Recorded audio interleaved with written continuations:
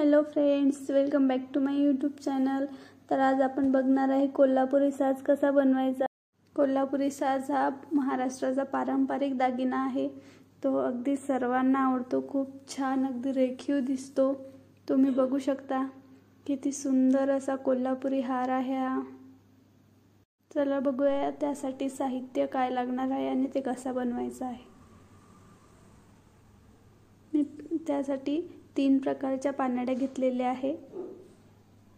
छोटे छोटे साइजचे आहे। 4 पिंक आणि 4 ग्रीन घेतलेले आहे। 4 पिंक आणि 4 ग्रीन पानड्या घेतलेल्या आहे। 6 mm खरबूजा मणी घेतलेला आहे। अजून 2 प्रकारच्या पानड्या घेतलेल्या आहे आणि कॉटनचा रेड थ्रेड घेतलेला आहे। मागून लागणारी आपल्याला दोरी घेतलेली आहे। जरीचा थ्रेड घेतलेला आहे। चला तर आपण बघूया आता कसं बनवायचं आहे कोल्हापुरी हार। तुम्ही कॉटनच्या थ्रेडमध्ये होऊ शकता किंवा 0.3 mm च्या वायरमध्ये होऊ शकता। तुम्हाला जशा प्रकारे वाटेल तशा प्रकारे तुम्ही होऊ शकता। चला आपण बघूया। आपल्याला दोरीमध्ये कॉटन थ्रेड ओवून घ्यायचा आहे, पॅक करून घ्यायचा आहे तो गाठ मारून।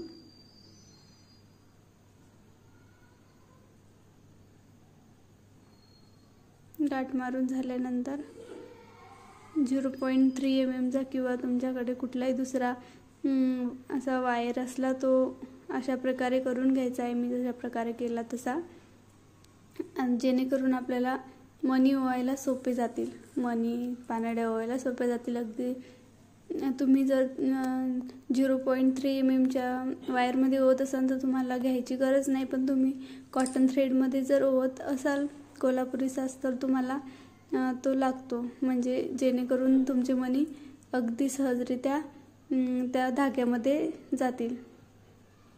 तर तुम्ही 2 मणी 1 मणी अल्टरनेट जसे तुम्हाला हवा असेल कोल्हापुरी साज, जर भरगच्च हवा असेल तर 1 किंवा 2 मणी टाकून तुम्ही करू शकता। आणि थोडा पातळ हवा असेल लॉंगमध्ये तर 3 मणी आणि नंतर 1 पानडी घालू शकता तुम्ही।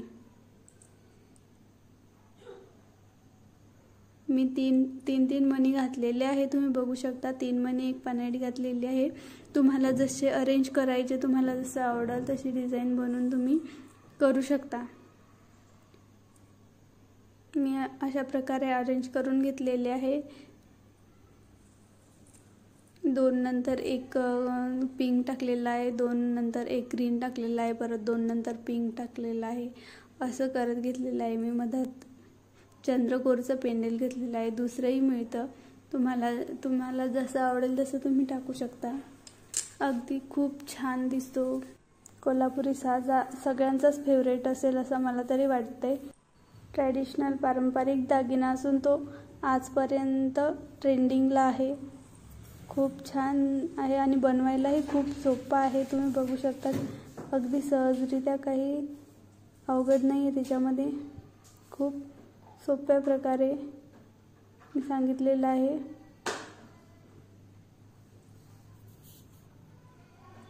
असं सर्व ओवून घ्यायचे।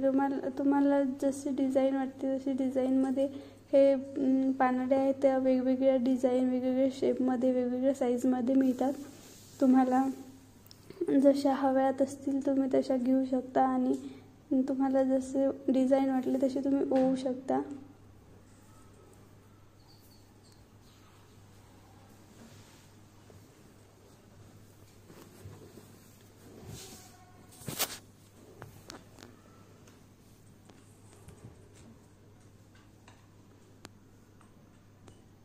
दिसायलाही सुंदर आहे आणि करायलाही सोपं आहे।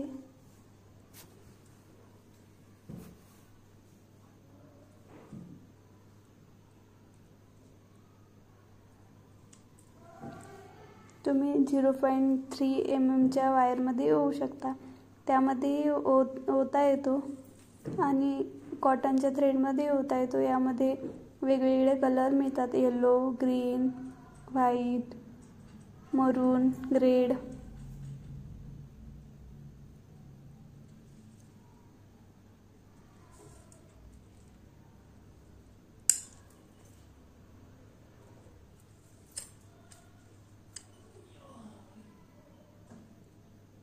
खूप सोपा आहे बनवायला, अगदी सुंदर दिसतो. तुमच्या कोणत्याही लुकवर अगदी साजेसा असा दागिना आहे. एव्हरग्रीन दागिना आहे.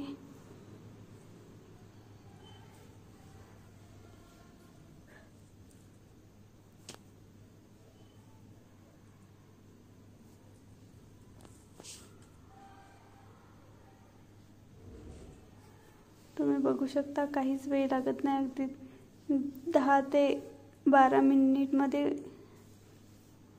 आपला कोल्हापुरी साज तयार होतो.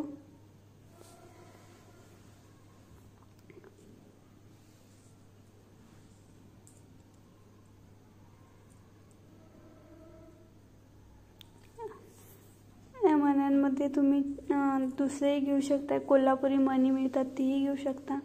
किंवा हे खरबुजा मणी आहे, तेही सुद्धा तुम्ही घालू शकता. तुम्हाला जे आवडेल ते तुम्ही त्याच्यामध्ये घालू शकता. दोन्ही खूप छान दिसतात.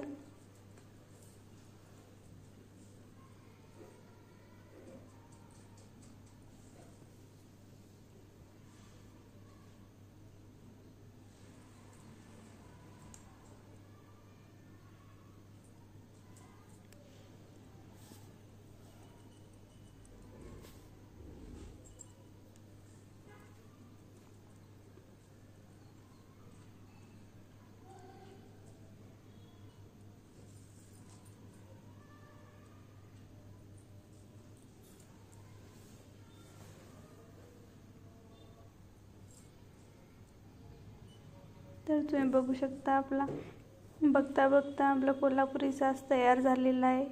अगदी काहीच वेळामध्ये आपला कोल्हापुरी साज बनून तयार आहे.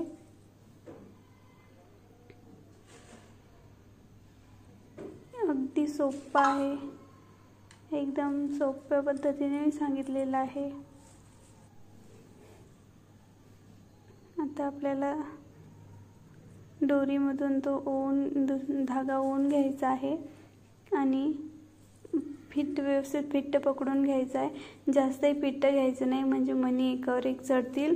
थोडे मणी खेळते ठेवायचे आहे आणि त्याला असे 2-3 राऊंड करून घ्यायचे. असा पॅक वाटेल तुम्हाला असा, आणि नंतर 2-1 गाठ मारून घ्यायचे आहे, म्हणजे तो व्यवस्थित पॅक राहील, सुटणार नाही, ढिला पण होणार नाही. जास्त ढिलाही नाही ठेवायचा, नाही तर धागा दिसेल. जास्त फिट्टही नाही करायचा, व्यवस्थित बांधून घ्यायचा आहे. तुम्ही बघू शकता मी कसा बांधलेला आहे. अगदी सेम प्रकारे तुम्हाला बांधायचा आहे. नंतर थ्रेड कट करून घ्यायचा आहे. जर थ्रेड जास्त दिसत असेल तर त्यावर तुम्ही जरीचा थ्रेड आहे तोही रॅप करू शकता. आता आपल्याला जरीचा थ्रेड ओवून घ्यायचा आहे. आपली जी पहिली पानडी आहे त्याला आपल्याला तो बांधून घ्यायचा आहे आणि प्रत्येक पानडीच्या शेवटी गोल गोल रिंग आहे, त्यामधून आपल्याला तो टाकत घ्यायचा आहे जरीचा थ्रेड. फिट्ट नाही घ्यायचा आहे जास्त, नाही तर तो गोळा होतो. थोडासा ढिला ढिला ठेवायचा, जास्त ढिलाही नाही ठेवायचा, जास्त फिट्टही नाही घ्यायचा. आपल्याला बघून असं व्यवस्थित कट करून घ्यायचा आहे.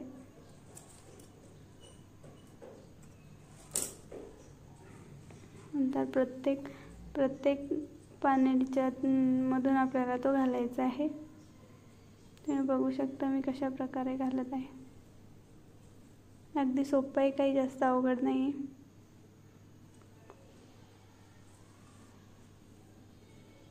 आणि दुसऱ्या साईडच्या पहिल्या पानडीत परत गाठ मारून घ्यायची आहे. व्यवस्थित बघून घ्यायचे कुठे फिट्ट वगैरे ढिलं वगैरे आहे की नाही. बघितल्यानंतर गाठ मारून घ्यायची आहे व्यवस्थित.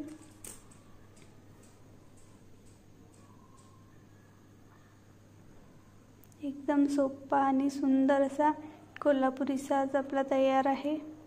तुम्ही बघू शकता, खूप सुंदर दिसतो. मी हा गौराईसाठी बनवलेला आहे. 2 बनवलेले आहेत मी सेम.